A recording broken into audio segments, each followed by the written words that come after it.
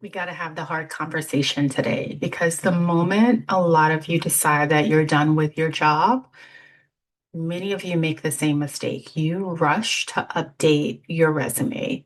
You hire a writer, you spend hundreds of dollars, and then you end up feeling frustrated when the resume doesn't actually help you land anything, right? Anything. And what I find and what I have found over the years is that the problem isn't usually the resume. It is the clarity that came after the tools instead of before the tools were created. So today, I'm going to talk about the one mistake that really derails a lot of job searches before they even get started. Let's get into it.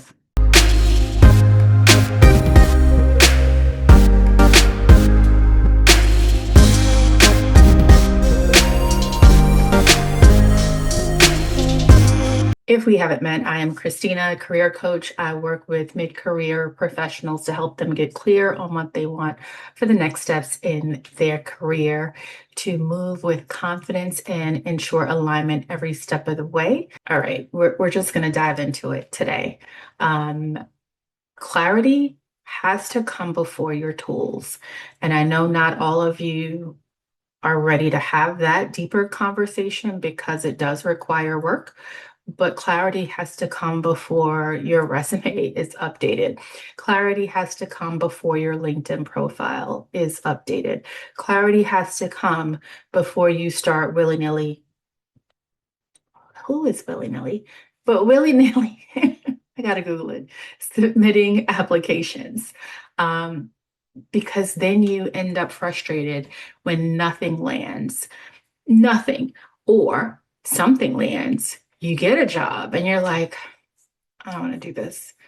30 seconds in and you're done, right? A resume and an updated and optimized LinkedIn profile cannot fix a lack of direction. And so I've seen this so many times. I've talked to clients so many times, typically on the back end of them hiring someone to update their resume.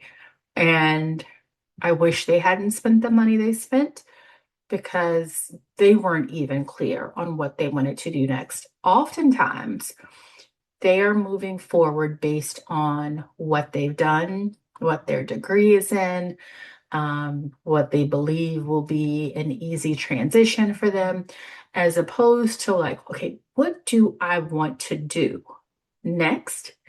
And then let me ensure that the resume positions me to move forward in that way. So tools are great. And yes, typically it's not going to be free for you to have these tools generated. And so I want you to, before that's done, have a level of clarity and understanding when it comes to what you desire to do next in your career. One resume can't serve multiple unclear goals. Yeah, I hope I'm saying that right. So for me, for example, I'm just going to use my particular field and base it on my own education and experience and say that I am positioned to focus on workforce. I am positioned to focus on talent acquisition or recruiting. I am positioned to be a business partner, like an HR business partner. And there are a couple of other roles that I could pursue. If I desire to pursue those roles, I'm going to tailor language for three different versions of my resume because there's a level of workforce experience that I can lean more heavily into that I probably wouldn't lean more heavily into if we were talking about an HR business partner role. There would be some reference to it, reference to that experience, but I would certainly want for those three categories to have a resume for each that I can simply pull. So different roles, and I'm not saying for every position you apply for, but different roles will require different positioning.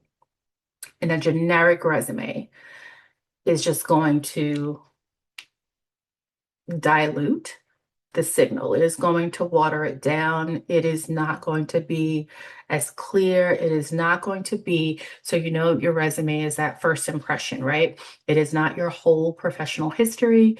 It's a snapshot and it's telling a story. It should, in 6 seconds, 7 seconds, grab the recruiter's attention and be clear, crystal clear that what you bring and what you want to do next aligns with what they are looking for, right? They should be able to then go through your resume and connect the dots between what you've done and what they are looking for. So the duties of an HR business partner, my example, are different from the duties of a talent acquisition professional, blah, blah, blah. Talent acquisition professional, right? So when everything sounds possible, when you are just doing all the things, nothing stands out.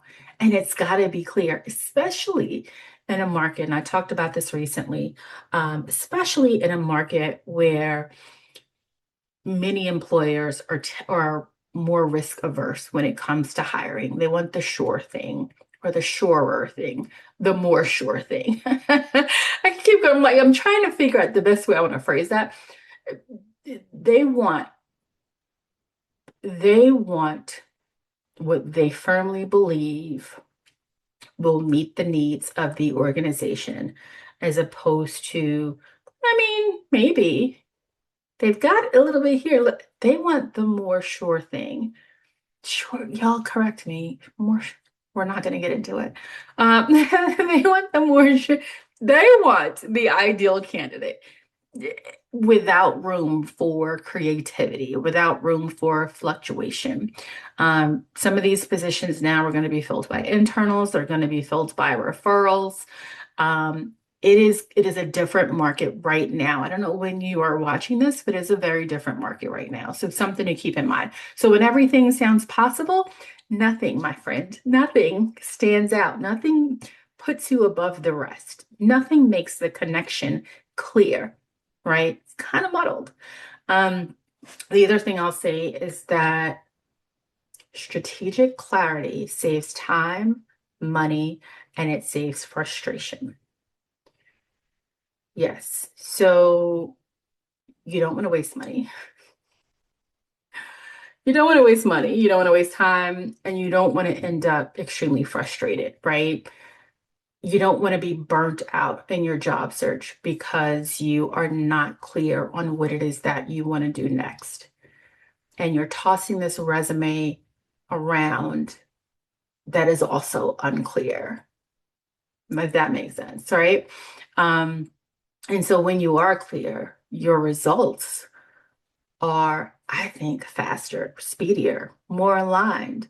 And that's what you want. So the fastest job searches start with thinking and not formatting your resume.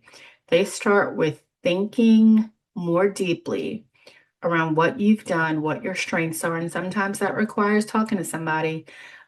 What you've done, what your strengths are, what you want to do next, and what whatever this next organization is looking for. Could be a number of things, right? There's a list. Could be a number of things. So my hope is that that helps. So what we're talking about, do not lead with hiring someone to write your resume when you've decided that you want to leave your current employer, right? You want to make sure you're clear before you start investing in the tools. You want to make sure that you don't just have one resume. If you have a desire to pursue multiple titles, multiple roles that maybe don't have 99% of overlap in duties, if that makes sense. And then strategic clarity saves time, it saves money, and it saves frustration, right? The fastest job searches start with thinking instead of formatting your resume. This is exactly why I start my work with clarity before anything else. The first thing we do is have a clarity session, and then I'm reviewing the notes, right? I'm like, okay, this is what they said, because I take notes. This is what they said. This is the experience they have. Let's look to figure out how I Mm, can connect the dots to what they've done, what they want to do, and what roles currently exist. So after those sessions, you get a list of remote opportunities to consider. I got to connect the dots, right? We're not jumping into me updating a resume. Doesn't happen. Tools only work when the strategy is clear. Okay. My hope is that this helps. If this resonates, please go ahead and hit that like button. Please go ahead and hit that share button. If you are on YouTube, please hit subscribe. And then, of course, any other social platforms, go ahead and hit that follow button. I hope you are having a fantastic day, and I look forward to seeing you soon.